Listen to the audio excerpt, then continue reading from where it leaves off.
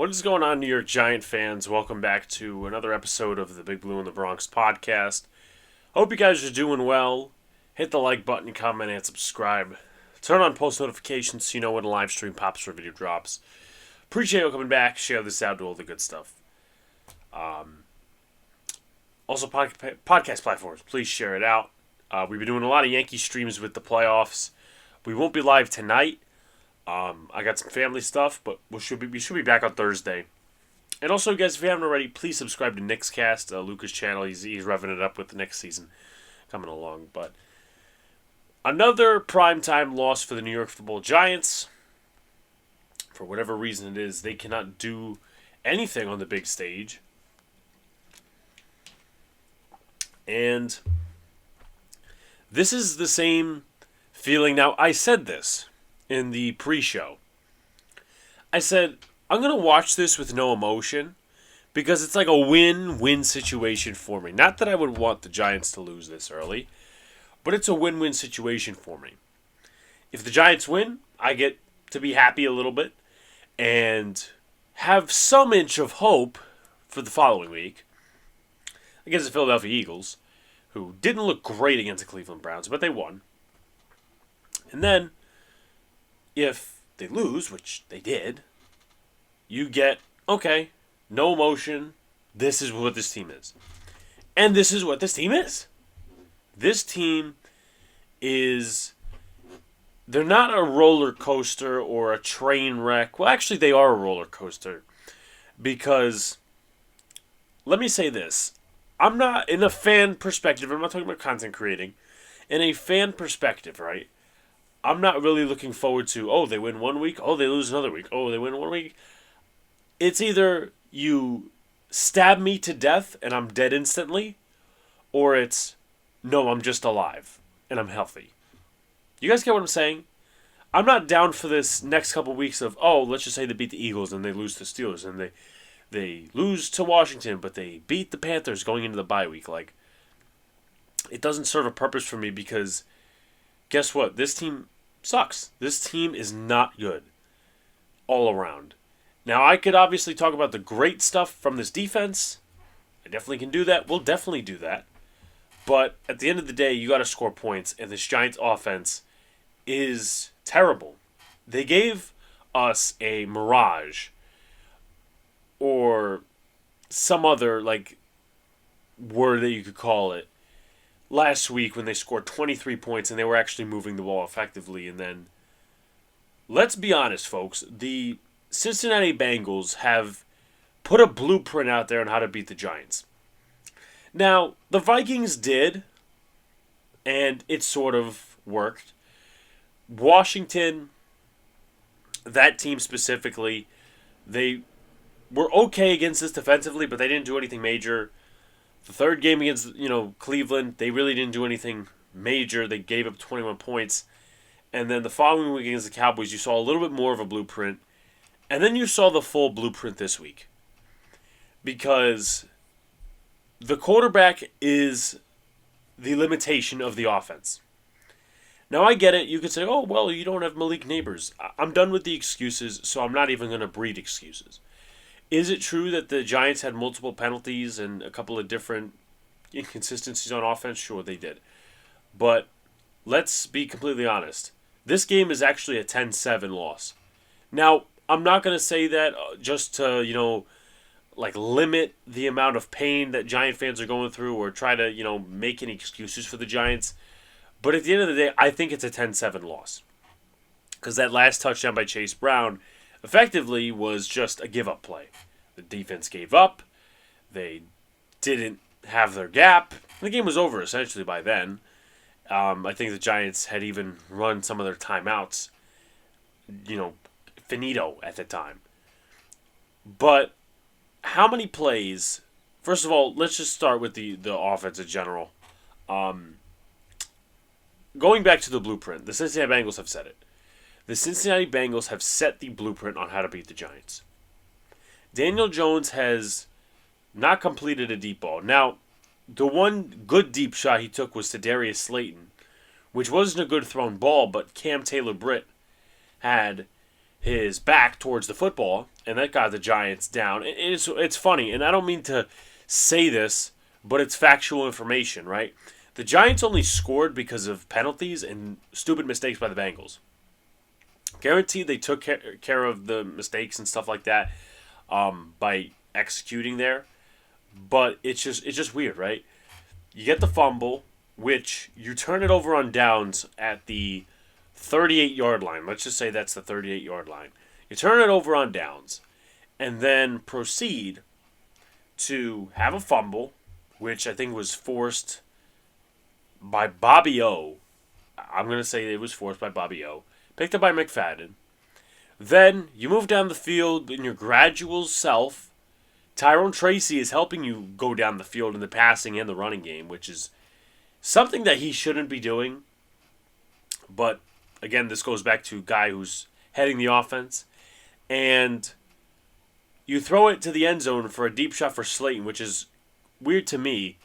Jalen Hyatt can't get those passes for some reason. He had a catch for 6 yards the entire game at 4 targets. There was one play where I think he could have reached out and made the catch. But that doesn't excuse Daniel Jones being awful. And then they threw it to the right side of the end zone where realistically it should have been a back shoulder, not a 50-50. And Taylor Britt was not facing the quarterback, was not facing the ball, and happened to be pass interference. And then the next play, they run it in, Tyrone Tracy for a touchdown. But the amount of misplays that Daniel Jones had in this game, the amount of stupid plays that Daniel Jones had in this game is unbelievable. Andrew Thomas was hurt this game. That's what I firmly believe. Hopefully the MRI comes back. Nothing too bad at all. Hopefully it's just a week-to-week thing. I know the Giants are starting to lose players due to injury. But it's just sad. It's the same shit we talk about whenever the Giants lose. We talked about it in the game against the Dallas Cowboys. We talked about it against the Vikings. And we talked about this game. Oh, wait, that's right. What is in common? Daniel Jones does not do good at home for some reason. And I'm not going to say, oh, this is a theory and this is the real reason the Giants should play every game on the road. No. Here's some stats for you. I'm going to pull this one up, right? So Daniel Jones, and it's weird, truly weird, has 27 tutties and 30 INTs at home in his career. 41 touchdowns and 14 INTs on the road in his career. For some reason, he can't play in front of his own crowd, and for some reason, he can't play on primetime. The Giants have won 2 primetime games within the past how many years? I would say past 6. Let's go with 6, right? Tommy DeVito last year against the Packers, and Daniel Jones on that Sunday Night Football game against Washington in 2022. So 2 primetime wins, in the number of games that the Giants have gotten. I don't know how many games that is. I know Daniel Jones is 1-14, 1-15 in primetime games. But he is holding the offense back, not just in what he can't do, but he is handicapping Brian Daboll. Now, Brian Daboll has made some awful decisions, and I always tend to criticize Brian Daboll on a couple of different things. Like, at the end of the game, he's out there to make the field goal, Greg Joseph, and he misses. Because what they were trying to do is, okay, we had this many seconds left, kick the field goal, get the 3, and then do an onside kick. That was his philosophy. It failed. That was actually something that Joe Judge did when the Giants played the Miami Dolphins with Mike Lennon. Is the Giants, I believe, were down by 10, and then they wanted to do the onside kick, so they just kicked the field goal, and Graham Gano ended up missing it, so it really didn't matter anyway. But when I go back to my video, I look at how many times I was right about Daniel Jones. And I know, people came at me for one game. Oh, this age like milk, this age like milk. I'm not rooting against Daniel Jones. I'm not rooting for, him to get injured or some shit. Sorry, my allergies are bothering me. I'm not rooting for him to, get slammed into the ground and totally get hurt. I'm not rooting for that. I'm rooting for consistent play, and we have never seen that out of Daniel Jones. He's got a functionable O-line now. He's got a functionable receiving core. Hell, last game, he played well, and he had the same amount the same quality of guys around him. Hyatt, Slayton, Robinson, Theo Johnson, Hodgins. He had the same running backs. He had the same whole line. And he got the praises from a number of people. And I gave him his credit. I said he played a good game. He played the best game he's played all year. And I didn't fall for the facade because the primetime record is there. The Giants did their little ceremony. And Daniel Jones is not good in prime time. And usually in these games when, the Giants can get to 3-3 or this, that, and the third, he loses these games. He doesn't make enough plays to win. He makes plays to lose. That play where he threw the red zone INT is absolutely awful. I think it was either third or second down. Take the sack. If it's a bad sack, who cares, right? You kick the field goal. That takes 3 to 7 points, okay, maybe even 3 to 8 points out of the red zone, okay? So let's just say you take off that 17 to 10. You take 7 away. You move it back to 10 points. You make that field goal instead of that interception, and I know Greg Joseph missed 2 field goals, but you make that sack happen or throwaway happen instead of the INT. That's 3 points at minimum. Hopefully Greg Joseph makes it. Then we can talk about that. And it's 10-10. And your defense can play because they know they have a lead. They know they don't have to sit here and climb the ladder for another stop to happen just for the offense. Like, playing with a tie, obviously, is better than playing down. I think any defense knows that. But that interception reminded me of the Texans game. He almost had a stupid interception against the Browns, but he was saved by Malik Neighbors batting it down. He was not getting saved this time around because nobody was in the vicinity. And he missed Wandale on what looked like a drag route across the left side on one of the first 2 drives. I'm like, you got to hit that. Like, that's NFL quarterbacking. You have to hit that. There was so many other routes where Daniel Jones couldn't hit his guy. So many more awful throws. The 4th downs were so predictable. And this is what I'm talking about where the Bengals are reading into this shit. I've seen this play in training camp. I've seen this play across Daniel Jones' career. Daniel Jones must have some impact on the playbook to where this play keeps getting it. It's like little stick concepts. 2-yard routes, stuff like that. Right? Where the guy, it's either a comeback route or just like a little stick. Right? All that sort of shit. And it was I think it was the 4th and 2. It may have been. The first one where it was like 4th and 2, but the Giants were on their own territory, some shit like that. And Daniel Jones reads the one guy. He just looks at one receiver the entire way. He throws it. It's batted up in the air by Mike Hilton. Daniel Jones, for some reason, right, his ceiling, like, I said this to somebody. I think I said it to my brother, actually. I said, with the Seahawks game, right, you are hitting the ceiling with Daniel Jones. That's his sky. That is his sky. 257 passing yards, 1 or 2 touchdowns, nothing outside of the X's and O's. Daniel Jones is not clutch. He doesn't make these 4th and 2s consistently. There was how many plays, right, where Joe Burrow, I think he had a key 4th down, one of the last defensive possessions for the football Giants, and Joe Burrow, he's going outside the pocket, he throws, and he's got an open, either it's Andre Aceves or someone along the sideline. It may have been Aceves, I don't know. Makes the catch along the sideline, and it's a 1st down. And that's why Joe Burrow's Joe Burrow. And Joe Burrow didn't even look like Joe Burrow. Joe Burrow looked like an above-average NFL quarterback being stalled by a very good defense. And he still, though he didn't look great, this is probably his worst game of the season, maybe, he still made plays outside the X's and O's. That's why they're saying, okay, good, the Bengals win and that stuff and, all this other different stuff, right? They're not going to say Joe Burrow was perfect. They'll say he did the job, right? But we know Joe Burrow is Joe Burrow. And again, he's at worst an above-average quarterback because he makes those type of throws. Daniel Jones, when he leaves the pocket, trying to find a football. Daniel Jones, when he leaves the pocket, he's like so arched on his back, he's patting the football, and then he just throws it away.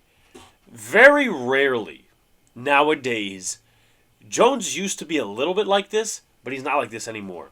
He never makes throws on the run. He never makes throws outside the pocket in these rollouts.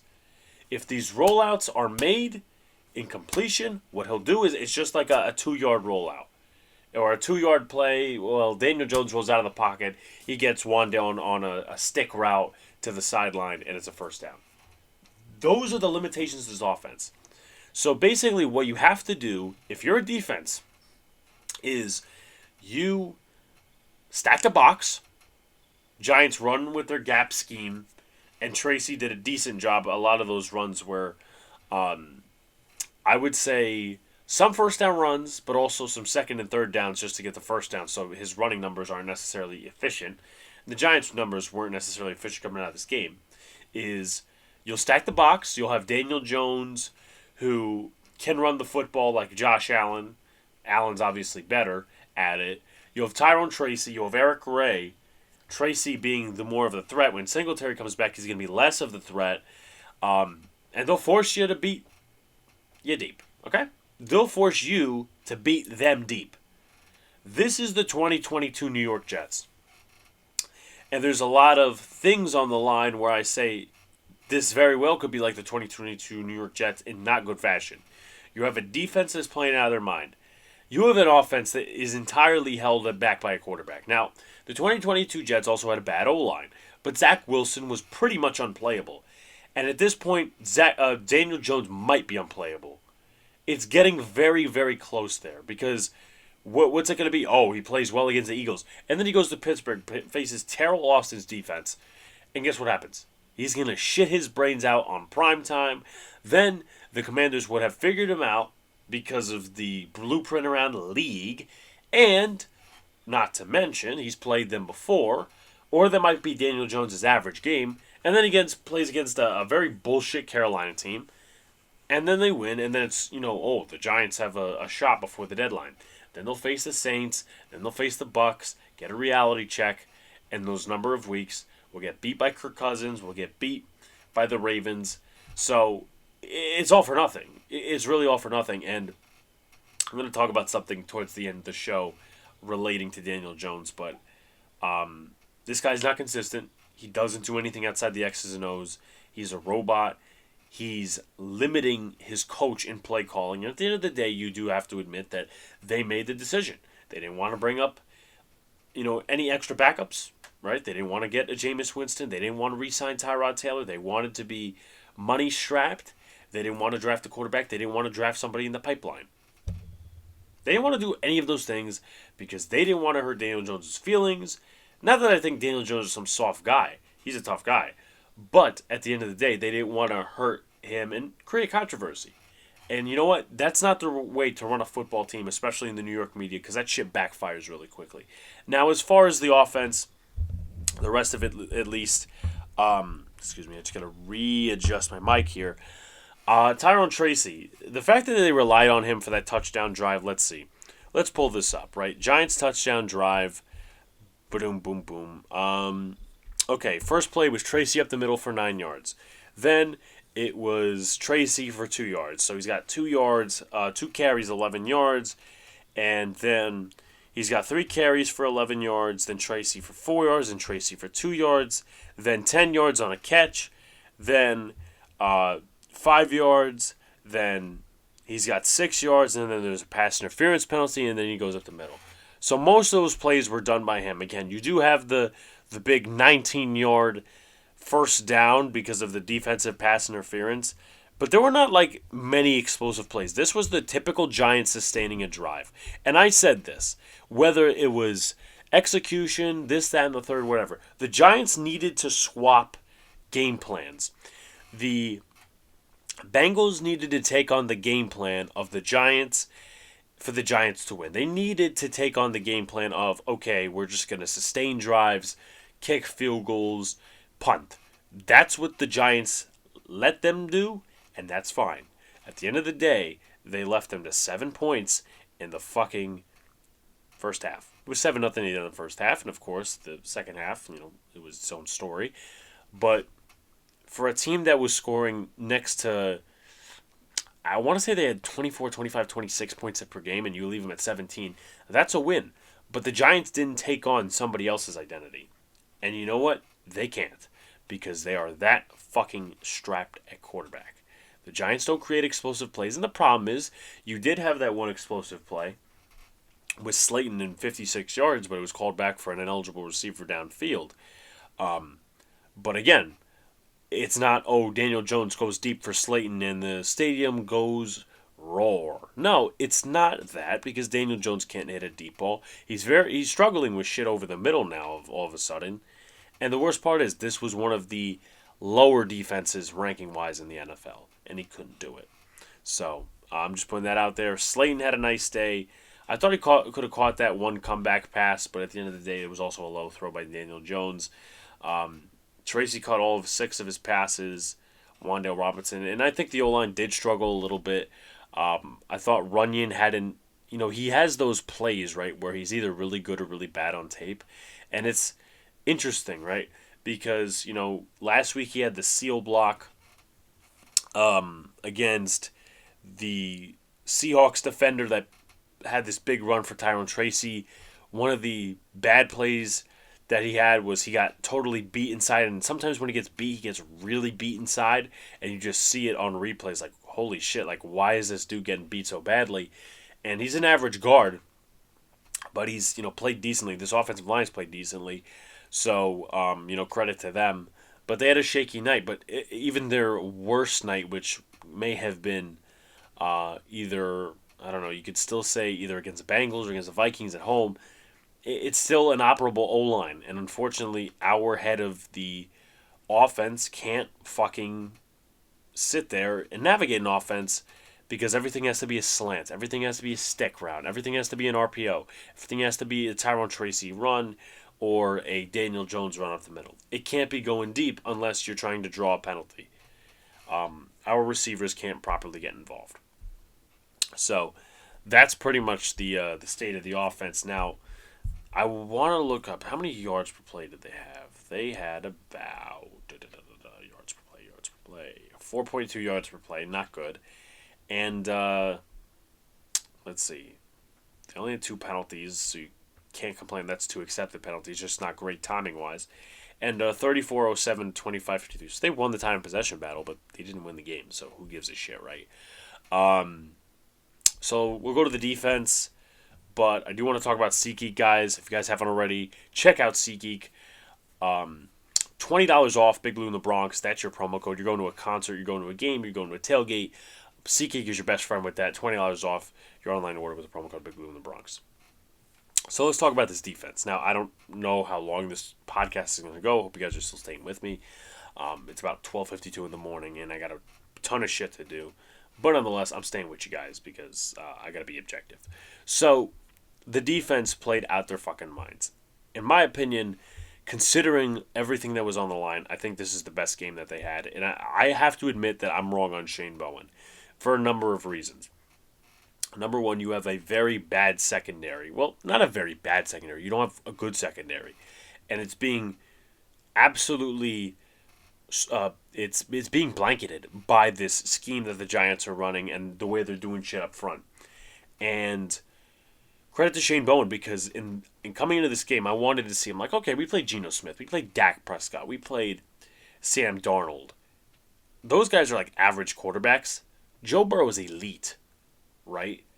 And the Giants, and here's the thing too, this was one of the better offenses when it came to getting the ball out quick, about 2.2 yards, 2.2 seconds per throw, which doesn't mean the Bengals offensive line is terrible. It just means Joe Burrow's getting that ball out quick, and he did so during this entire game.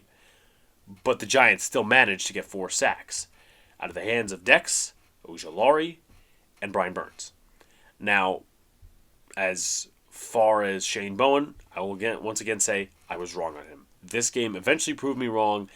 I think he's coaching the hell the hell out of this defense. I really do think he is. And I was like going off on him weeks 1 and 2 because of the scheme. He adapted.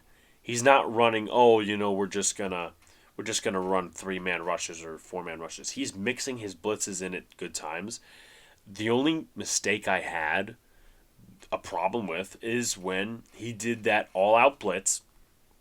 It was a shift to the one side, and Burrow has the wide open right.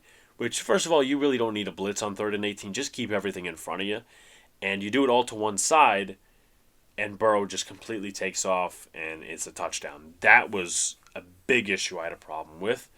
But you even still put that in there, and if you want, you could incorporate that last 30-yard run that had Chase Brown in the end zone. You want to incorporate that, that's fine. But at the end of the day, this defense did their fucking job. This defense did their job. Brian Burns, I think he's coming alive. This was an average offensive line, right? Burns, we need to see more out of him. He had 2 quarterback hits, 2 TFLs, and a sack, and a couple of nice plays in the running game where he really set the edge. So credit to him. He's played better than Thibodeau. He's starting to come on. He's not $30 million worth, but he's worth the trade.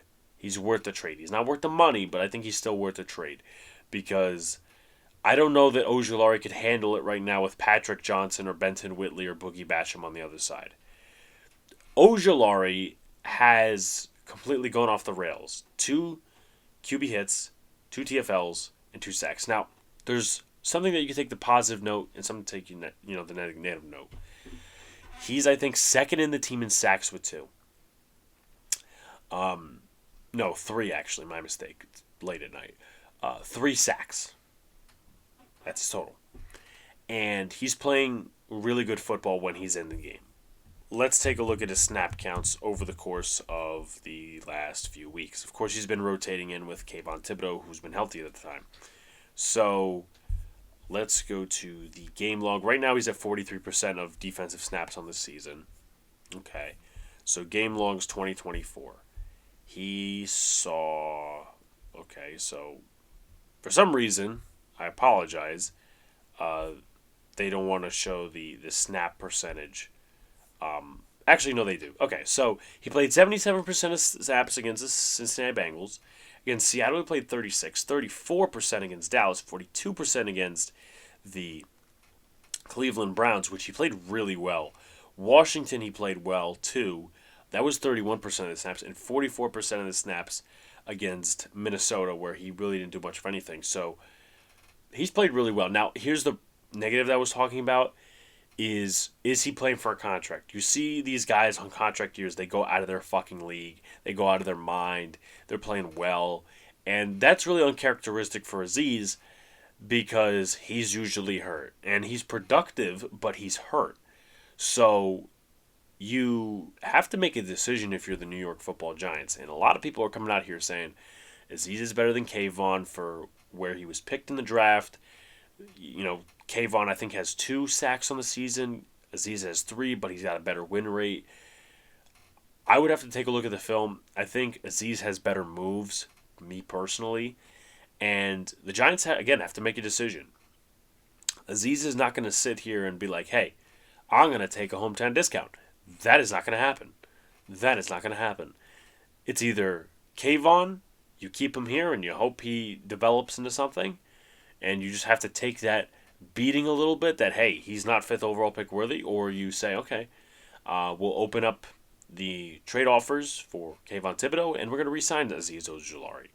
Because Ojulari, again, is not taking that hometown discount. There are other teams who need number 1, number 2 edge rushers, and Azeez Ojulari does fit that bill. He's better than Lorenzo Carter. He's better than O'Shane Zimenez. And he may be better than Kayvon. Sorry, for where he was drafted, he looks better than Kayvon. So, him and Burns worked a great team on each edge. You had Mims on the one side, you had Burns on the other, going up against Orlando Brown. And Orlando Brown is not some schmuck tackle. He's pretty good. He's not great, but he's pretty good. And again, for a offensive line that has been solid, and Joe Burrow, 2.2 seconds to throw. They had 4 sacks. They had 7 quarterback hits. Yeah, 7 quarterback hits and 7 TFLs. You really can't go wrong there. You really can't. You have to appreciate what this room is doing, and unfortunately, it's not being taken advantage of. Now, as for the secondary, I think Cordell Flott, you can't cover a guy for that long. Your rush needs to get home on that big play to Jamar Chase down the field. I think it was in the second half. I think it was a 33-yard reception. But it's a tough task. And Cordell Flott, solid corner 2. You do need to get another big corner in next year. I personally think that Banks did decent, but at the same time, I think Flott is still playing better for what he is than Banks is. So the Giants have another decision to make. Is Flott just a backup to them? Is Flott a corner 2 to them? Drew Phillips is still playing really good. You really didn't hear from him much, except for maybe 1 or 2 tackles, which is a good thing. You don't want to really hear too many bad things. I still think a lot of people are kind of overrating Tyler Nubin. Maybe I'm wrong. He does some real good stuff in the box with the tackling, but you could just see some of the plays where he's still trying to figure out the position in the NFL and the game speed, because there are some plays where he's supposed to double cover, takes the wrong angle, and some big plays happen. So Nubin needs to get better with that. Pinnock is okay. He was hurt earlier in the game, but he came back. Missed that fumble recovery. That would have been big for the Giants, but at the end of the day, mistakes breed losing, and losing breeds mistakes, and vice versa, whatever.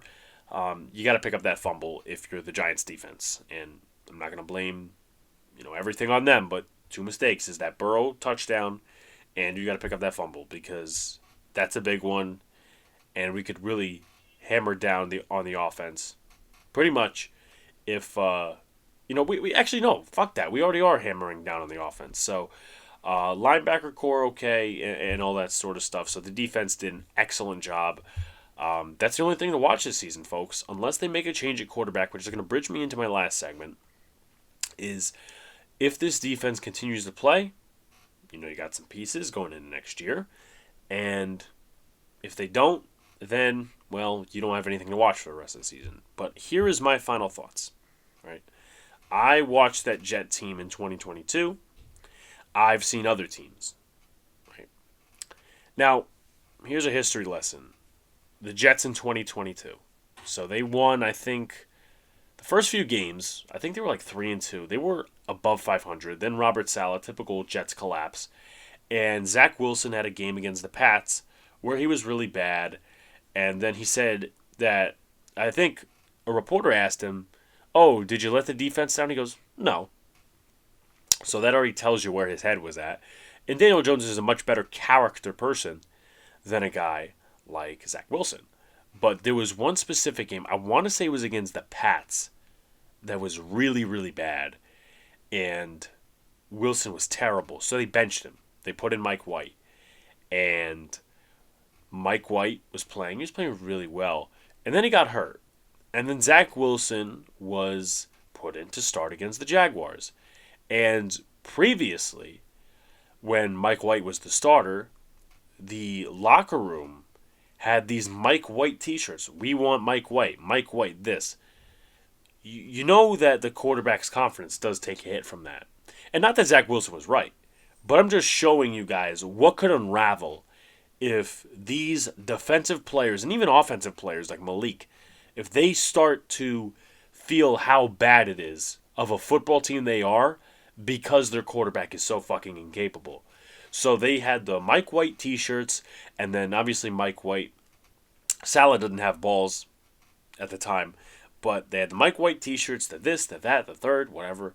And then White gets hurt. Zach plays a meaningful game against the Jaguars that could put them in playoff contention even more. He stinks. He sucked that game. Terrible. They booed him off the field. They put Chris Streveler, a CFL quarterback, in. And they got so excited over a underthrow of C.J. Uzomah that should have been a wide open touchdown. But just because it was different than Zach Wilson, and Zach Wilson was benched for the rest of the season, and we saw obviously what happened last year with Zach Wilson. So my thing is this. We could sit here and say, oh, this defense is playing really well. Oh, trust me. I'm on that train right now. And people say, well, you got to give this team a chance, right? They're young and they're still working out mistakes, whatever. Ladies and gentlemen, how many games is it going to take for this defense to start rolling over and saying, we want a new quarterback? I'm not saying Drew Lock or Tommy DeVito is significantly better than Daniel Jones, but you need a new voice. You need somebody to take accountability. And taking accountability is not just saying, oh, I was wrong there. It's not just doing that, but doing something different. Daniel Jones is in year 6. We know the guy isn't sixth overall pick worthy. We know he's not a good quarterback. The Giants, for some reason, don't know that. When you have the injury guarantee on the line and your locker room's going to start to hurt. I'm promising you that. Because what does it mean, right, to have a win one week and then the other is like, oh, it's a Bengals game. Like, what is it going to mean? It's not going to mean anything. It's not going to mean much of anything, actually. Because your team is going to see, okay, Daniel Jones is good one week. Then he's bad another week. How long is it going to take for this team to crumble? And at which point, Brian Daboll will need to say, look, I know that I'm safe next year because I'll get my quarterback, but I need to save this locker room because at the end of the day, if I don't save this locker room and this team wins 3-4 games, I'm out as a coach. And I'm not respected around the league anymore because I didn't move off of Daniel Jones. So, that's all I'm going to say. Like, comment, subscribe. Turn on post notifications so you know when a live stream pops or video drops. I appreciate you guys for coming back, listening to my bullshit. I appreciate you guys, and keep that blood pressure low. Go Yankees. Peace out, guys.